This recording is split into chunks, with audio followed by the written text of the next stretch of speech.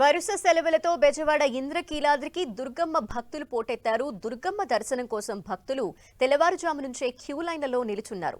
భక్తుల రద్దీ పెరగటంతో ఘాట్ రోడ్డుపై వాహనాల రాకపోకలను అనుమతించడం లేదు. దీంతో కాలినడకన వస్తున్న భక్తులు అమ్మవారిని దర్శించుకుంటున్నారు. విజయవాడ దుర్గమ్మ గుడిలో భక్తుల రద్దీపై మరింత సమాచారం మా ప్రతినిధి నరసింహారావు అందిస్తారు. ఇంద్రకీలాద్రిపై భక్తుల రద్దీ అనూహ్యంగా పెరిగింది. వరుసగా సెలవు దినాలు రావడంతో ప్రతి ఒక్కరూ కూడా అమ్మవారి దర్శనార్థం తరలి వస్తున్నారు. ప్రస్తుతం చూడొచ్చు ఇంద్రకీలాద్రిపై దాదాపు అన్ని క్యూ లైన్లు కూడా కిటకిటలాడుతున్నాయి. 300 రూపాయల టికెట్, 500 రూపాయలతో పాటు ఉచిత దర్శనం అన్ని క్యూ లైన్లు కూడా కిలోమీటర్ల మేర బారులు తీరినటువంటి పరిస్థితి. అమ్మవారి దర్శనానికి దాదాపు 2 గంటల పైగా సమయం పడుతుంది. ఒకవైపు ఘాట్ రోడ్డు మీదుగా, మరొకవైపు మహామండపం మీదుగా చూడొచ్చు అన్ని క్యూ లైన్లు కూడా పూర్తిగా నిండుకున్నటువంటి పరిస్థితి. ఇప్పటికే ఏదైతే ఘాట్ రోడ్డు పైన వాహన రాకపోకలను పూర్తిగా నిలిపివేయడం జరిగింది. ఎందుకంటే పైన మొత్తం కూడా పూర్తిగా వాహనాలు పేరుకుపోవడంతో కూడా మొత్తాన్ని రద్దీ మొత్తం నిలిపివేసినటువంటి పరిస్థితి. మహామండపం వైపు కూడా అటు కెనాల్ రోడ్డు పూర్తిగా కార్లతో పార్కింగ్ మొత్తం కూడా నిండిపోయినటువంటి పరిస్థితి ప్రస్తుతం చూడొచ్చు.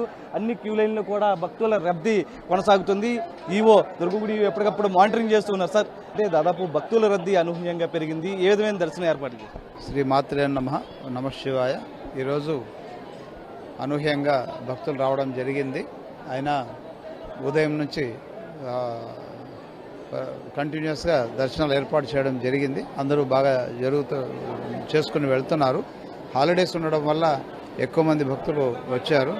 మరి నిన్న వైకుంఠ ఏకాదశి, దాని తర్వాత సెలవులు రావడంతో ఎక్కువ సంఖ్యలో వచ్చారు. అందరికీ ఏర్పాట్లు చేశాము.